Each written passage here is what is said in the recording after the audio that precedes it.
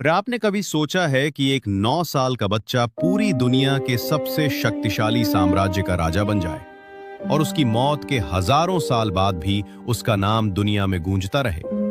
आज हम बात करेंगे मिस्र के सबसे रहस्यमयी फिरौन तुतन खामुन की, जिसे दुनिया किंग टुट के नाम से जानती है।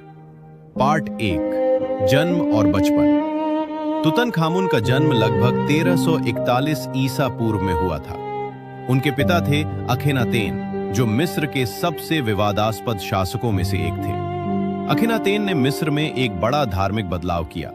उन्होंने कई देवी देवताओं की जगह सिर्फ एक देवता आतेन की पूजा शुरू कर दी। लेकिन इस बदलाव से जनता और पुजारियों में असंतोष फैल गया। तुतन खामुन का असली नाम तुतन खातेन था, जिसका मतलब था आतेन का जीवित प्रतीक।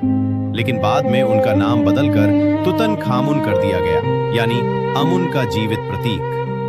पार्ट 2, राजा बनने की कहानी। सिर्फ 9 साल की उम्र में तुतन खामुन मिस्र के राजा बन गए, लेकिन असल में शासन उनके सलाहकार और सेनापति चलाते थे। उनके शासनकाल में सबसे बड़ा काम था पुराने धर्म को वापस लाना। उन्होंने फिर से अमुन देवता की पूजा शुरू करवाई और राजधानी को भी वापस थीब्स ले जाया गया।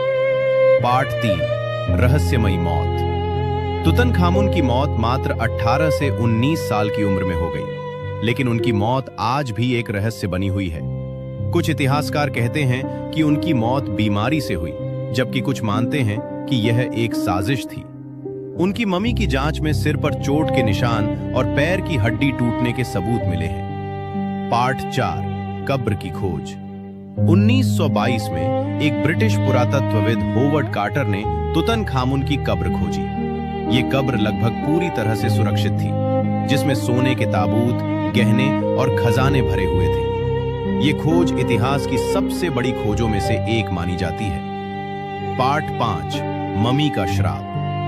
कब्र की खोज के बाद एक अजीब घटना हुई। इस खोज में शामिल कई लोगों की अचानक मौत हो गई। लोगों ने इसे मम्मी का श्राप कहा, हालांकि वैज्ञानिक इसे सिर्फ एक संयोग मानते हैं।